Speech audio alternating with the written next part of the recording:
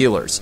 When you get this black market that's inspired, of course, the criminal elements get in there, violence occurs, and so the market actually helps inspire people to, when they can make more money being honest dealers, to be honest dealers rather than so-called bad guys. That's why they have to make up a bunch of lies about all these drugs in order to outlaw them in the first place, right? Yeah, Ecstasy puts giant holes in your brain, and pot makes black guys rape white women, and whatever. They have to pretend that there's something criminal about the drug itself. Then once they create a black market out of it, of course, all kinds of crime coincides with that. Yep.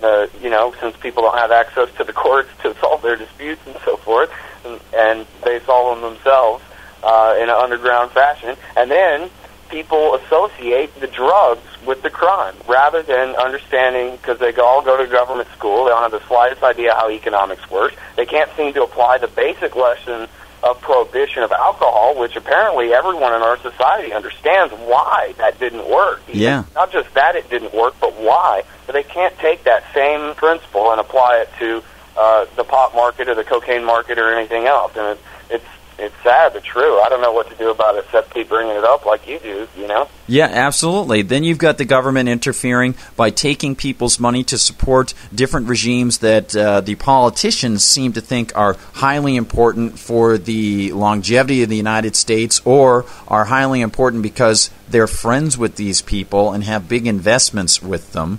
And so, and you get even some evangelical Christians who say, "Oh, well, we've got to support Israel. It's in the Bible." Well, you can write your own check to support Israel if you want to. You don't have to force your neighbor to do it. That's called theft. I thought the Ten Commandments said that was bad. Yeah, well, first things first. War first, and then we'll get to your thou shalt not kill, and thou shalt not this, that, and the other thing. Well, Scott, states override God every time, I think. Yeah, well, given all these interferences, do you think a lot of people seem to think that Obama is a different sort of president? Obviously, by the things that you observe at Antiwar.com, as you say, 99% of these things aren't changing. We're seeing a ramping up in Afghanistan. We're seeing a ramping up in Pakistan, refugees leaving that country. Things are falling apart there. Do you have any final thoughts on in addition to people coming by and seeing your updates every day, many times a day, about what's going on over there at Antiwar.com? And they can follow you at Twitter as well, and I would highly recommend it. Use Twitter as a news resource, folks. Don't find out what somebody's having for brunch. Find out some information that people have dug up, like the folks at Antiwar.com put out on their Twitter feeds. Do you have any suggestions for people on what they can think about if they're talking to the congressmen or senators out there? They're having these town meetings, or they're just talking to somebody across the aisle from McDonald's or something like that. Well, I guess there's a few things. The thing I guess I think is really important for people to understand here, it's something that Justin Raimondo, our head writer at Antiwar.com, has really been hitting on a lot lately, and that is the pro-war liberal establishment. I mean, the actual neoconservatives, Bill Kristol and Robert Kagan and all these crazies, are gone. But what we used to call the neoliberals, which unfortunately sounds like neoconservatives, but it's less a biographical definition than just an ideological one, whereas a neoconservative, that's really a biographical term describing particular people. But anyway, the neoliberals basically... well, if you think back to Bill Clinton talking about, spreading free markets and democracy, that's the democratic euphemism for American empire.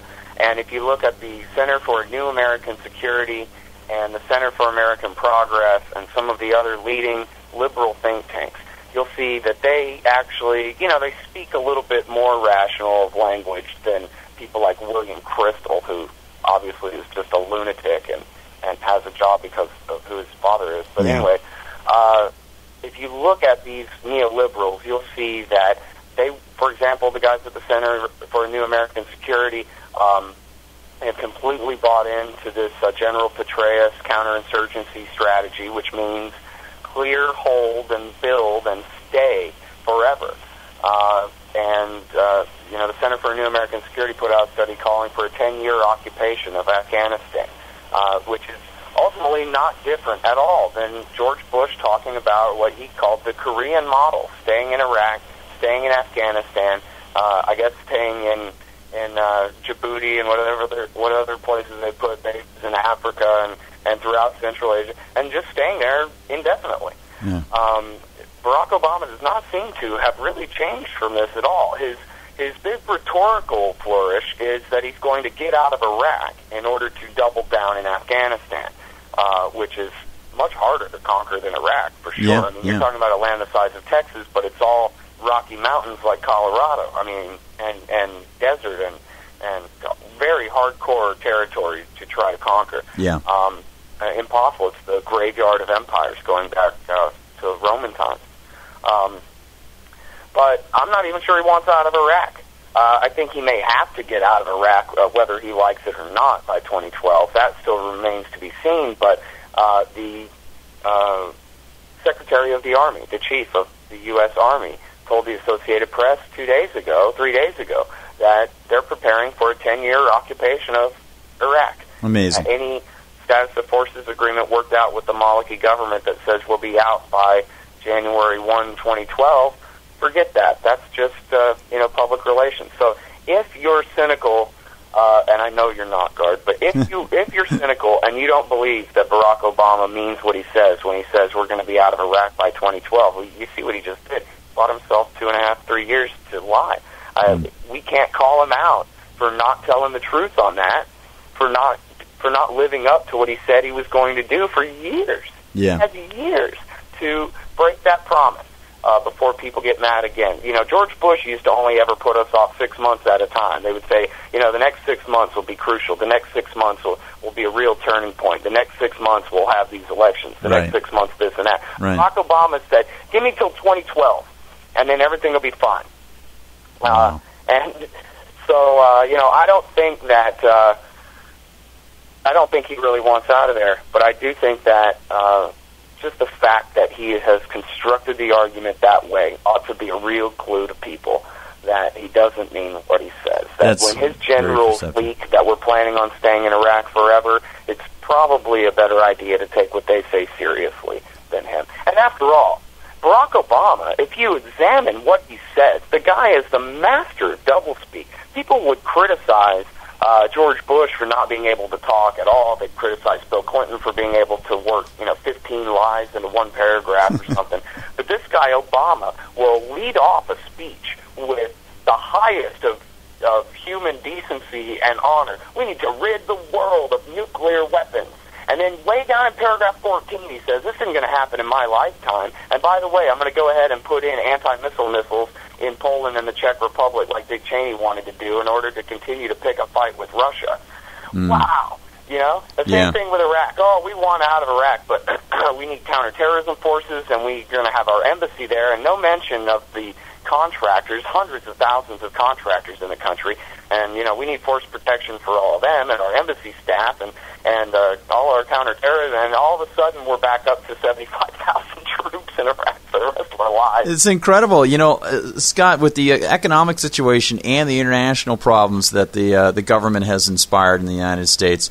I sort of feel like we're a strange combination of Weimar Germany and the starts of Hitler's expansion as he headed down to Belgium. It's just incredible to see what's going on. All empires fall, and they all fall for the same reason, because it's just too much power. People like you don't seek after that power. You don't dedicate your life to trying to get a hold of total power so that you can dismantle it. The kind of people who want this kind of power are basically, they're either psychopaths like Dick Cheney, or they're so full of their own self-worth, like Hillary Clinton or something, that they can't even see what they're doing. And all empires fall the same way. It's a murder-suicide pact writ large. That's all it is.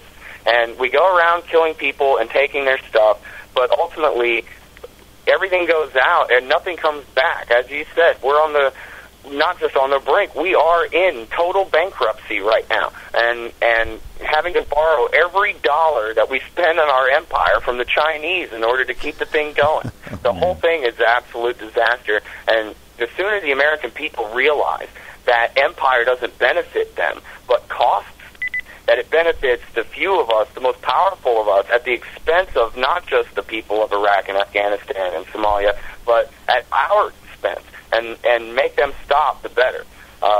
I think pro and anti-war forces buy into this myth that ultimately this is for you and me. Ultimately, Gardner, you wouldn't be able to drive that nice truck and go from here to there if we didn't have a world empire.